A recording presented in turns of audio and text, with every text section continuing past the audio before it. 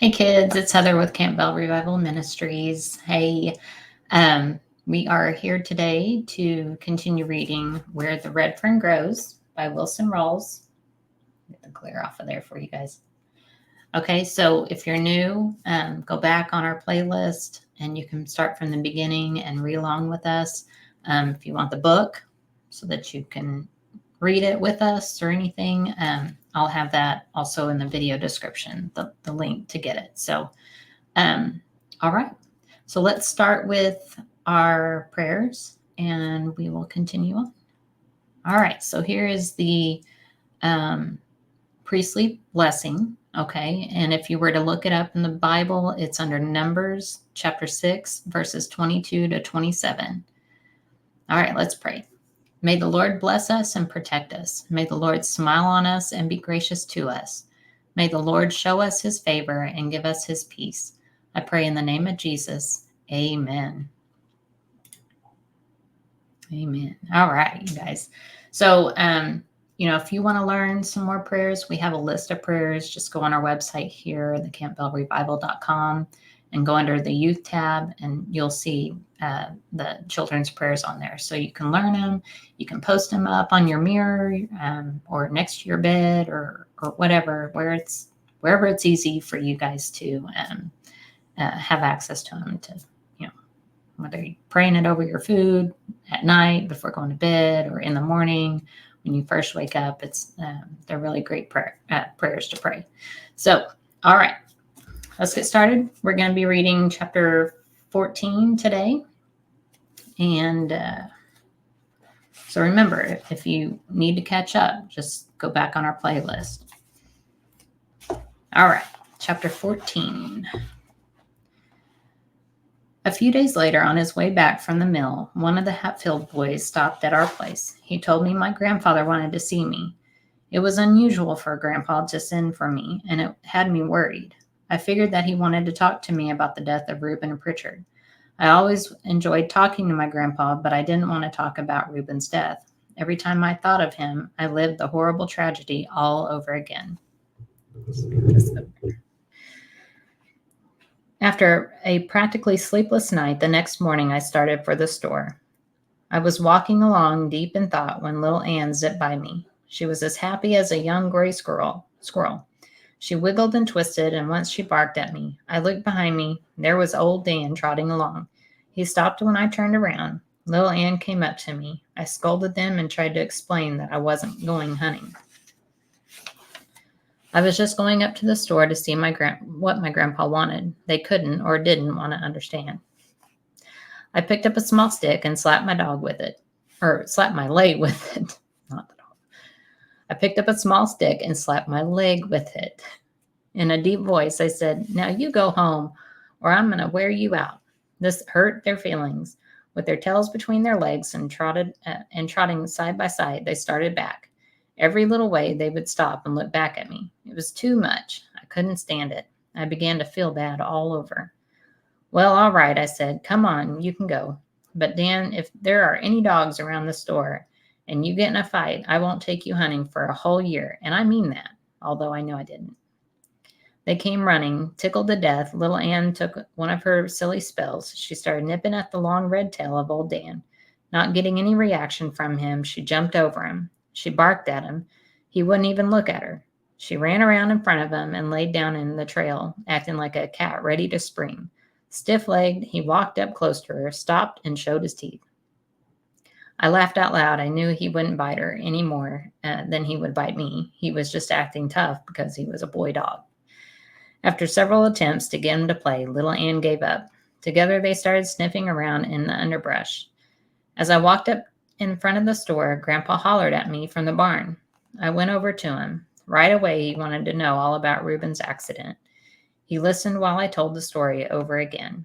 After I had my say, Grandpa stood looking down at the ground. There was a deep frown on his face and a hurt look in his eyes. His quietness made me feel uneasy. He finally raised his head and looked at me. What I could see in his friendly old face tore at my heart.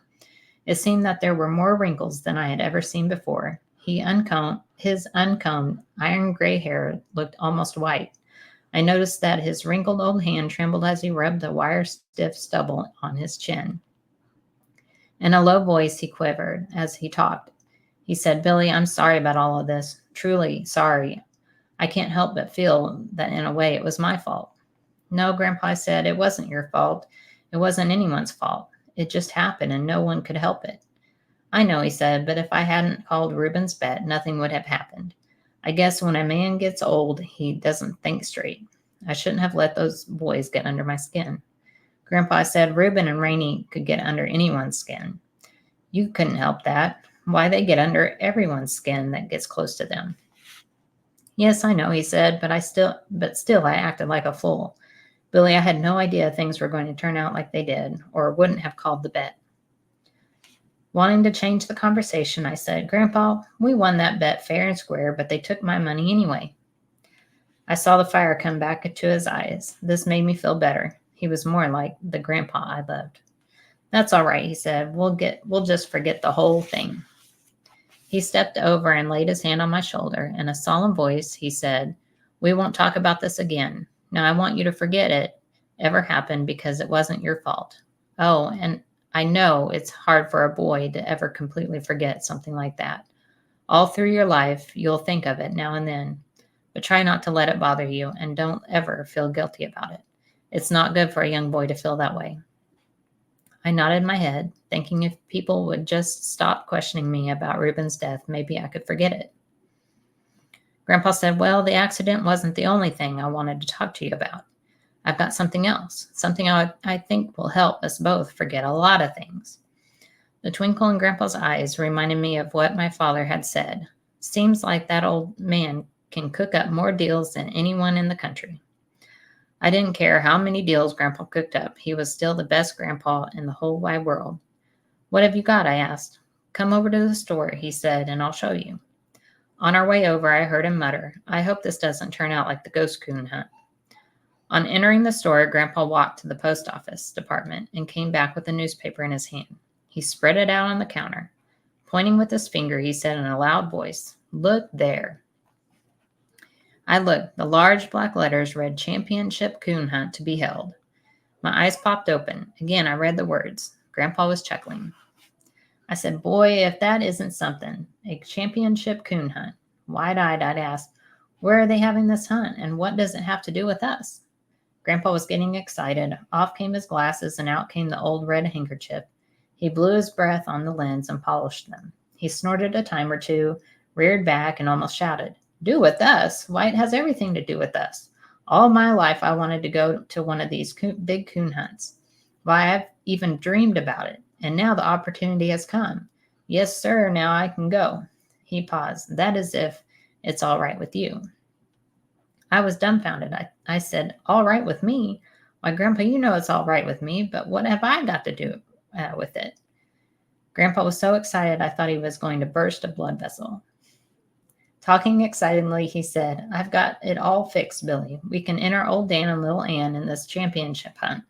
I was so surprised at what Grandpa had said, I couldn't utter a word. At first, I was scared, and then a wonderful feeling came over me. I felt the excitement of the big hunt as it burned its way into my body. I started breathing like I had been running for 100 miles. After several attempts, I croaked, "Can just any dog be in this hunt?" Grandpa almost jumped as he answered, "No, sir, not just any hound can be entered. They have to be the best, and they have to be registered, too." He started talking with his hands. Pointing to a chair, he said, "Sit down, and I'll tell you all about it." Grandpa calmed down a little and started talking in a serious voice. "Billy," he said, "it takes some doing to have a set of dogs entered in this hunt. I've been working on this for months. I've written letters on top of letters.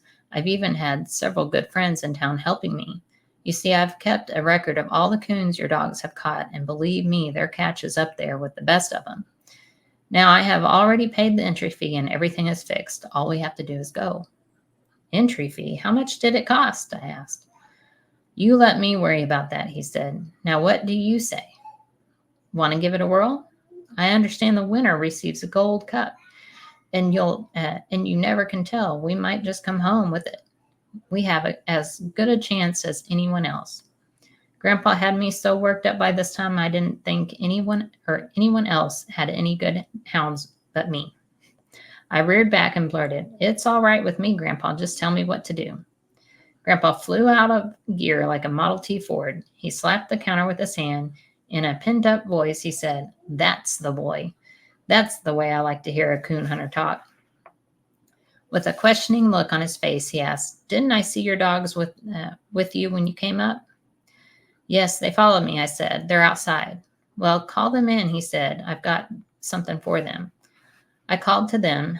Little Ann came in the store, walking like she was scared. Old Dan came to the door and stopped. I tried to coax him in. It was no use. My dogs, never being allowed in the house, were scared to come in. Grandpa walked over to a hoop of cheese and cut off 2 chunks, about the size of my fist. He walked to the door, talking to old Dan. "What's the matter, boy?" he said. "You scared to come in? Well, that shows you're a good dog." He handed him a piece of cheese. I heard it rattle in his throat as he gulped it down. Grandpa came back and set little Ann up on the counter. He chuckled as he broke up the cheese up in small pieces and fed her. "Yes, sir," he said. "I think we have the best darn coon hounds in these Ozark Mountains, and just as sure as shooting, we're going to win that gold cup." Grandpa didn't have to say that. The way I was feeling, I already had the cup. All I had to do was go and get it. Finished with his feeding of little Ann, Grandpa said, "Now let's see. The hunt starts on the 23rd. That's about, well, let's see. This is the 17th. Counting on his fingers, he finally figured it out. "That's 6 days from now," he said in a jubilant voice. I nodded my head. "We can leave here early on the morning of the 22nd, he said. "And barring accidents, we could make the campground in plenty of time for the grand opening." I asked how we were going. "We'll go in my buggy," he said. "I'll load the tent and everything the night before." I asked him what he wanted me to bring. "Nothing," he said, "but these 2 little hounds, and you be here early." And I believe I'd let these dogs rest, because we want them in tip-top shape when we get there. I saw the thinking wrinkles bunch up on Grandpa's forehead. "You reckon your daddy would like to go?" he asked. "As late in the fall as it is, I don't think he's too busy, is he?" "No, our crops are all gathered," I said. "We've been clearing some of the bottom land, but that's almost done now." "Well, ask him," he said. "Tell him I'd like to have him go." "I'll ask him," I said. "But you know how Papa is. The farm comes first with him." "I know," Grandpa said, "but you ask him anyway and tell him what I said. Now it's getting late, and you had better be heading home." I was almost to the door when Grandpa said, "Wait a minute." He walked over behind the candy counter and shook out one of the quarter sacks. He filled it up to the brim, bounced it on the counter a few times, and dropped in a few more gumdrops. With a twinkle in his eye and a smile on his face, he handed it to me, saying, "Save some for your sisters." I was so choked up I couldn't say anything. I took it and flew out the door, calling to my dogs. On my way home, I didn't walk on the ground. I was way up in the clouds, just skipping along. With a song, I told the sycamore trees and the pop-eyed gray squirrels how happy I was. Little Ann sensed my happiness. She pranced along on the trail. With a doggish grin on her face, she begged for a piece of candy, which I so gladly gave. Even old Dan felt the pleasant atmosphere. His long red tail fanned the air. Once he raised his head and bawled, I stood still and listened to the droning tones of his deep voice. The sound seemed to be trapped for an instant in the thick timber. It rolled around under the tall white sycamores, beat its way through the wild cane, and found freedom out over the clear blue waters of the river. The sound following the river's course rolled like the beat of a jungle drum. As the echo died away in the distance, silence settled over the bottoms. The gray squirrels stopped their chattering. The wild birds quit their singing. I stood still. No sound could be heard. It seemed that all the creatures of the wild were holding their breath. I gazed up to the towering heights of the tall trees. No leaf was stirring. The silence seemed strained and expectant, like a young boy waiting for a firecracker to explode. I looked at old Dan. He was standing perfectly still with his right front foot raised and his long ears fanned open. He seemed to be listening and challenging any living creature to make noise. The silence was broken by the wee of a red-tailed hawk. This seemed to be a signal. All around me, the happy atmosphere resumed its natural state. I heard the bam, bam, bam of a woodpecker high in the top of the box elder snag. The cry of a kingfisher and the scream of a blue jay blended perfectly with the drumlike beat. A barking red squirrel, glued to the side of the hackberry tree, kept time in the music with the beat of his tail. Each noise I heard and each sight I saw was very familiar to me, but I never grew tired of listening and watching. They were a God-sent gift, and I enjoyed them all. As I skipped along, it was hard for me to realize all the wonderful things that had happened to me in such a few short years. I had two of the finest little hounds that ever bawled on the trail of a ring-tailed coon. I had a wonderful mother and father and three sisters. I had the best grandpa a boy ever had, and to top it all, I was going to. Okay, guys, sorry. I had the best grandpa a boy ever had, and to top it all, I was going on a championship coon hunt. It was no wonder that my heart was bursting with happiness. Wasn't I the luckiest boy in the world? Everyone was just sitting down to supper when I got home. My sisters quit the table for the candy. I told them to divide it equally. The oldest one asked if I wanted any of it. No, I said, I brought it all for you. Of course, I didn't tell them about the 4 pieces I had in my pocket. They thanked me with their clear blue eyes. I guess it's pretty hard for a young boy to fool his mama. She took one look at me and called me over. She ruffled up my hair, kissed me, and said, if my little boy's eyes get any bigger, they're going to pop right out of his head. Now tell me, what are you so happy about? Before I could say anything, Papa chuckled and asked, what's going on between you and your grandpa? What are you and that old man cooking up now? As fast as I could talk, I started telling about the big coon hunt. I told how hard Grandpa had been working to have my dogs entered and how he had already paid my entry fee. Catching my breath and looking at Papa, I said, we're going on his buggy and he wants you to go. I waited in silence for his reply. Papa sat there staring off into space, sipping his coffee and saying nothing. I knew he was thinking. In the silence, I was sure I could hear my heart thumping. I said, Papa, please go. We'll have a lot of fun, and besides, the winner receives a big golden cup. He scratched his head and said, Billy, I'd sure like to go, but I don't see how I can with all this work around here. I was beginning to think that Papa wasn't going to go. Then Mama started talking.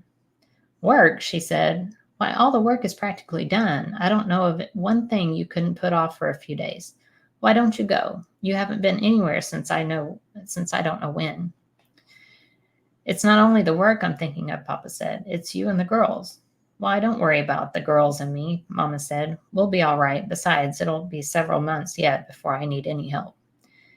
When Mama said this, it dawned on me. I had been so busy with my coon hunting, I hadn't noticed anything unusual. Mama's tummy was all swelled up. She was going to have a baby. I felt guilty for not having noticed. I went over and put my arms around her and kissed her. Papa spoke up. It's sure going to be a big hunt, he said. I heard something about it at the store one day. Grandpa said there would be hunters there from everywhere, I said, and some of the best coonhounds in the country. Do you think you have a chance to win the cup? Papa asked. I started answering when the little one piped up. They can't beat old Dan and little Ann, she said. I just bet they can't. Everyone laughed at her serious remark.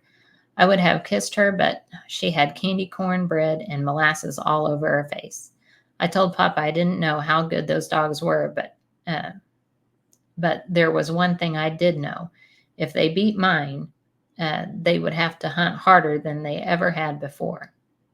After I had my say about the dogs, a silence settled over the dining room. Everyone was looking at Papa and waiting for his answer. I saw a pleased smile spread over his face. He stood up. All right, I'll go, he said. And by golly, we'll bring that gold back. This is a tongue twister. And by golly, we'll bring that gold cup back, too. My sisters started clapping their hands and squealing with delight. A satisfied smile spread over my mother's face. At that moment, I'm sure no boy in the world could have been happier than I. Tears of happiness rolled down my cheeks. Mama wiped them away with her apron. In the midst of the excitement, my little sister, saying not a word, climbed down from her chair. No one said anything. We just watched her. Still clutching a spoon in her small hand, she came around the table and walked up to me. Looking down at the floor in a bashful voice, she asked, "Can I have the gold cup?" Putting my finger under her sticky little chin, I tilted her head up. I smiled as I looked at her clear blue eyes. I said, "Honey, if I win it, I'll give it to no one but you." I had to cross my heart and hope to die several times before she was satisfied. Back in her chair, she gloated over the others. You just wait and see," she said. "It'll be all mine, nobody's but mine. And I'll put my Banty eggs in it."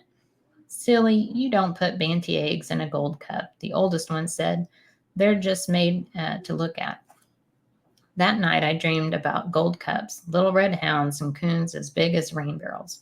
Once I woke myself up, whooping to my dogs.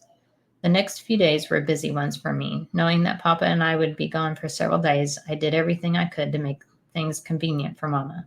I chopped up a large pile of wood and stacked it close to the kitchen door to make it easy for her to feed our stock. I cut some poles from the hillside and boxed up one of the stalls in the barn. I filled it full of hay so she wouldn't have to climb the ladder to the loft. Papa laid down the law to my sisters about being good and helping Mama while we were gone. The day before we were to leave, I was as nervous as a June bug in a hen house. The day seemed endless. A few of the miserable hours were spent talking to my dogs. I told them all about the big hunt and how important it was. "Now, if you don't win the golden cup," I said, "I won't be mad because I know you will do your best." Old Dan wouldn't even look at me and paid no attention to what I said. He was sulking because I hadn't been taking him hunting. When I talked to little Ann, it was different. She listened and seemed to understand everything I said. I dreaded to go to bed that night. I thought sleep would be impossible. I must have been more tired than I thought I was. I fell asleep almost immediately. Old Red, our rooster, woke me at daybreak, crowing his full head off. It was a beautiful morning, clear and frosty. After a good breakfast, we kissed Mama goodbye and started for the store.